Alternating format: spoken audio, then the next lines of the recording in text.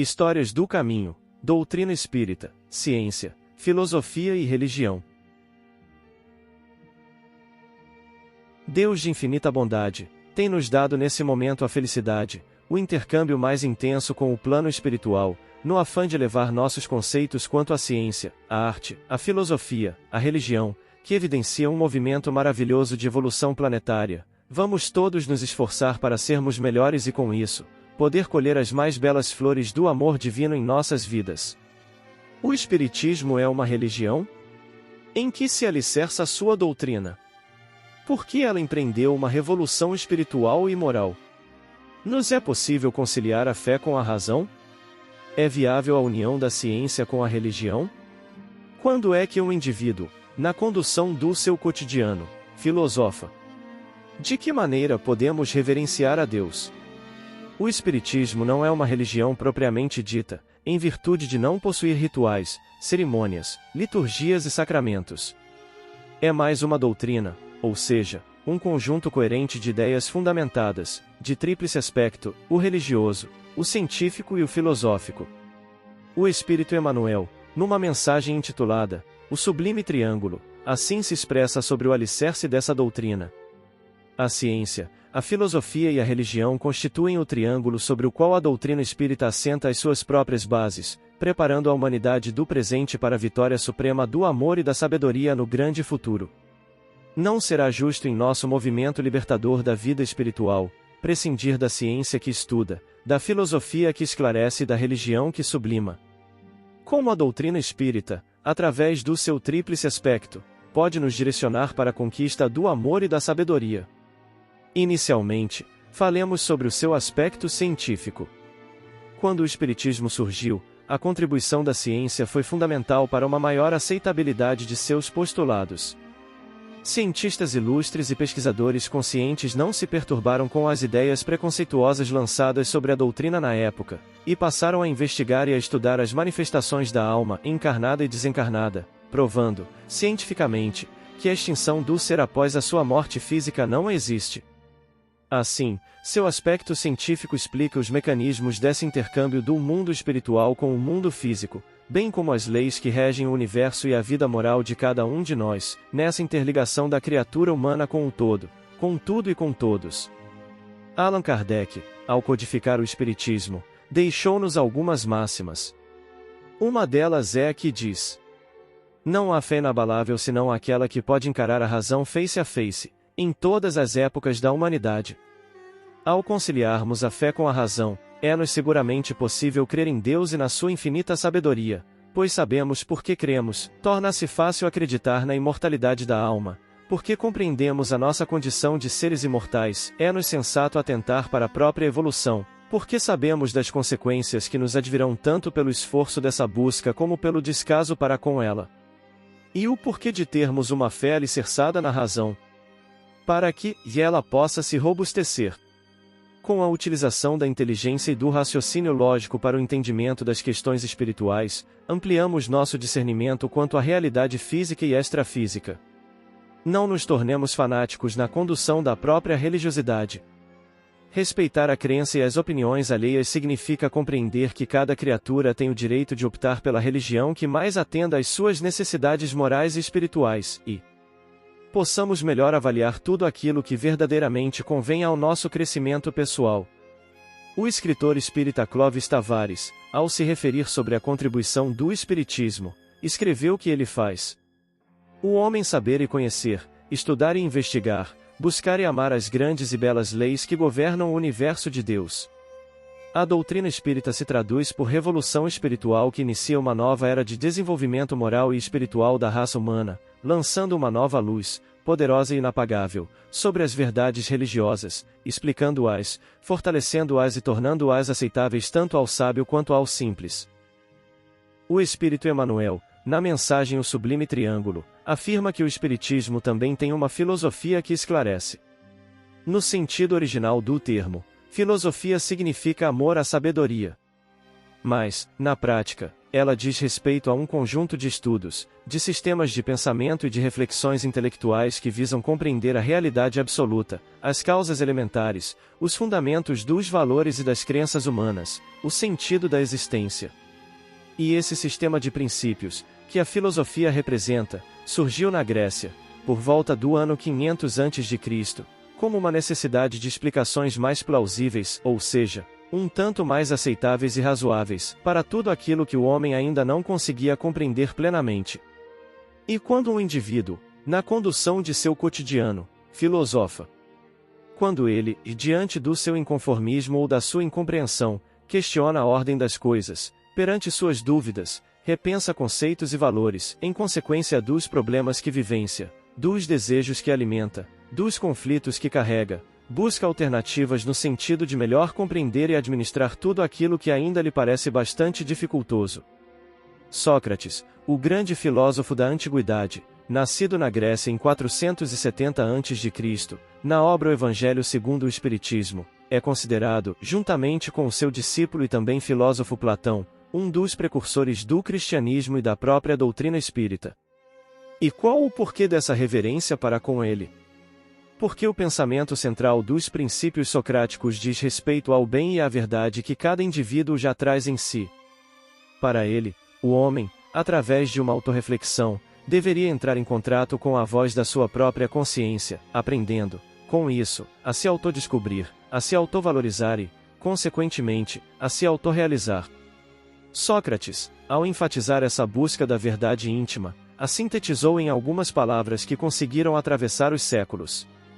Conhece-te a ti mesmo. E essa máxima, para a doutrina espírita, representa o ponto de partida para a construção da própria felicidade e progresso. Allan Kardec, na questão 919, de O Livro dos Espíritos, questiona a espiritualidade superior. Qual o meio prático e mais eficaz para se melhorar nesta vida, e de resistir aos arrastamentos do mal? Resposta: um sábio da antiguidade vos disse: conhece-te a ti mesmo. O conhecimento de si mesmo, portanto, é a chave do progresso individual. Ao nos interessarmos pela descoberta de nossas verdades mais íntimas, através dessa análise do próprio caráter, nos sentimos impelidos à busca de conhecimentos superiores. E quando eles passam a influenciar a nossa maneira de pensar, de sentir e de agir, nos habilitamos a penetrar níveis elevados de progresso, de evolução. A filosofia, portanto, é um conjunto de estudos e de princípios que se manifesta, sobretudo, pelo seu amor à sabedoria e pela procura incessante da verdade. E é esse amor à sabedoria e à verdade, à vida, a Deus e ao progresso, que a filosofia espírita objetiva ampliar em cada um de nós, para que possamos dar um sentido elevado à própria existência e, com isso, encontrar o prazer de buscar e amar as grandes e belas leis que governam o universo de Deus, conforme palavras do emérito professor Clóvis Tavares. Enfoquemos o terceiro aspecto da doutrina espírita, o religioso. Na mensagem O Sublime Triângulo, temos que o espiritismo tem também por alicerce uma religião que sublima. Um dos significados da palavra religião é sentimento consciente de dependência ou submissão que liga a criatura humana ao Criador. A doutrina espírita ensina que necessitamos reverenciar a Deus através do aprendizado do amor. E para isso só existe um caminho, que é o daquele Cristo de Deus que afirmou: eu sou o caminho, e a verdade, e a vida, ninguém vem ao Pai senão por mim. Na questão 625, de O Livro dos Espíritos, Allan Kardec pergunta: qual é o tipo mais perfeito que Deus ofereceu ao homem para lhe servir de guia e de modelo? E a espiritualidade maior responde: vide Jesus. No entanto, Kardec complementa: Jesus é para o homem o modelo de perfeição moral que a humanidade pode pretender sobre a terra. Deus não oferece como o mais perfeito modelo e a doutrina que ensinou é a mais pura expressão da sua lei, porque ele estava animado de espírito divino e foi o ser mais puro que apareceu sobre a terra. Jesus, por ter possuído todas as qualidades de um homem de caráter sublimado, foi aquele que exemplificou, enfaticamente, os mais importantes valores inerentes a uma vida digna e superior: o respeito, a solidariedade, a fraternidade, a generosidade, a amizade, a compreensão, a simplicidade, a honestidade. Ao deixar-nos como mandamento máximo amar a Deus acima de tudo e ao próximo como a si mesmo, abriu-nos um leque de 1000 possibilidades para que pudéssemos construir a harmonia e a felicidade tanto dentro como fora de nós. A literatura espírita está sempre a enfatizar que o bem que façamos aos outros, seja ele da intensidade que for, desde que leal e verdadeiro, será sempre a garantia do nosso próprio bem, pois quando procuramos contribuir para com a satisfação alheia, encontramos a nossa própria felicidade. E para o aspecto religioso da doutrina, Allan Kardec deixou como máxima: fora da caridade não há salvação. Benevolência, indulgência e perdão, entendimento do que seja caridade, conforme a questão 886 de O Livro dos Espíritos, para conosco e para com o próximo, pois, com essa disposição íntima, atraímos maior cota de harmonia para os nossos dias de aprendizado neste planeta. Ao ter em Jesus um mestre e guia, o Espiritismo nos direciona a uma religiosidade mais sublimada, porque esclarece a nossa consciência quanto à importância de se buscar planos mais elevados de sensibilidade e de emoção. A aliança da ciência e da religião. A ciência e a religião são as duas alavancas da inteligência humana, uma revela as leis do mundo material e a outra as leis do mundo moral, mas umas e outras, tendo o mesmo princípio que é Deus, não podem se contradizer, se elas são a negação uma da outra. Uma necessariamente é errada e a outra certa, porque Deus não pode querer destruir a sua própria obra. A incompatibilidade que se acreditava haver entre essas duas ordens de ideias prende-se a um defeito de observação e a muito de exclusivismo de uma parte da outra, daí um conflito de onde nasceram a incredulidade e a intolerância. Os tempos são chegados em que os ensinamentos do Cristo devem receber seu complemento, em que o véu intencionalmente, lançado propositadamente sobre algumas partes desse ensino, deve ser levantado, em que a ciência, deixando de ser exclusivamente materialista, deve inteirar-se do elemento espiritual, e em que a religião, cessando de menosprezar as leis orgânicas e imutáveis da matéria, essas duas forças, apoiando-se uma sobre a outra, e andando juntas, se prestarão um mútuo apoio. Então a religião, não recebendo mais o desmentido da ciência, adquirirá uma força inabalável, porque estará de acordo com a razão, e não se lhe poderá opor à irresistível lógica dos fatos. A ciência e a religião não puderam se entender até hoje, porque, cada uma examinando as coisas sob seu ponto de vista exclusivo, se repeliam mutuamente. Seria preciso alguma coisa para preencher o vazio que as separava, um traço de união que as aproximasse. Esse traço de união está no conhecimento das leis que regem o mundo espiritual e suas relações com o mundo corporal, leis tão imutáveis como as que regem o movimento dos astros e a existência dos seres. Essas relações, uma vez constatadas pela experiência, uma nova luz se fez, e a fé se dirigiu à razão. A razão não encontrou nada de ilógico na fé, e o materialismo foi vencido. Mas nisso, como em todas as coisas, há pessoas que permanecem para trás, até que sejam arrastadas pelo movimento geral que as esmagará, se quiserem resistir-lhe em lugar de a ele se abandonarem. É toda uma revolução moral que se opera neste momento e trabalha os espíritos. Depois de elaborada durante mais de 18 séculos, ela se aproxima do seu cumprimento, e vai marcar uma era nova na vida da humanidade. As consequências dessa revolução são fáceis de prever. Deve trazer, nas relações sociais, inevitáveis modificações, às quais não está no poder ninguém se opor, porque estão nos desígnios de Deus e resultam da lei do progresso, que é uma lei de Deus. O sublime triângulo.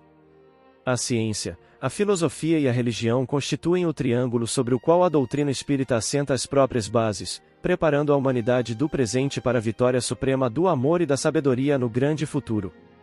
Recorramos às 3 vigorosas sínteses da codificação kardeciana, para comentar, com mais segurança, o tríplice aspecto de nossos princípios redentores. Com a ciência, asseverou o grande missionário, a fé sólida é aquela que pode encarar a razão, face a face. Com a filosofia, afirmou o peremptório, nascer, viver, morrer e renascer de novo, progredindo sempre, tal é a lei. Com a religião, disse bem alto, fora da caridade não há salvação. Não será justo em nosso movimento libertador da vida espiritual, prescindir da ciência que estuda, da filosofia que esclarece e da religião que sublima. Buscando a verdade, colheremos o conhecimento superior. Conquistando o conhecimento superior, penetraremos novas faixas de evolução e, absorvendo-lhes a claridade divina, Compreenderemos que somente pela caridade, que é amor puro, é que viveremos em harmonia com a justiça imutável, erguendo-nos enfim à desejada ascensão.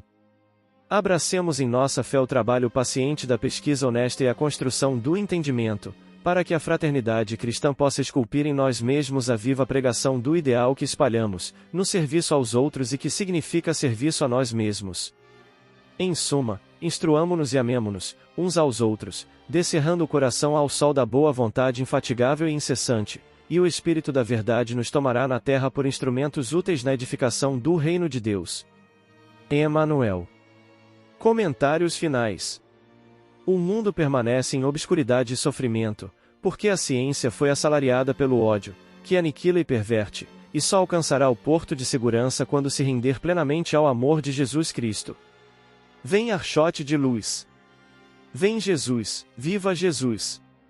Nascer, morrer, renascer ainda e progredir sempre, tal é a lei. Base bibliográfica. O Evangelho segundo o Espiritismo, Allan Kardec, capítulo 1 item 8, capítulo 15 item 10 e capítulo 19, item 7. Mediunidade dos Santos. Professo Clóvis Tavares, obra póstuma, concluída por Flávio Mussa Tavares. 4. Edição Araras, SP, RID, 1994. Capítulo 2. Páginas 32 e 33. O Livro dos Espíritos, Allan Kardec, questões 625, 886 e 919. Fonte de Paz, autores diversos, pelo Espírito Emmanuel, médium Francisco Cândido Xavier, capítulo 15, O Sublime Triângulo. Caminho, Verdade e Vida. Pelo Espírito Emmanuel, médium Francisco Cândido Xavier, capítulo 152, Ciência e Amor.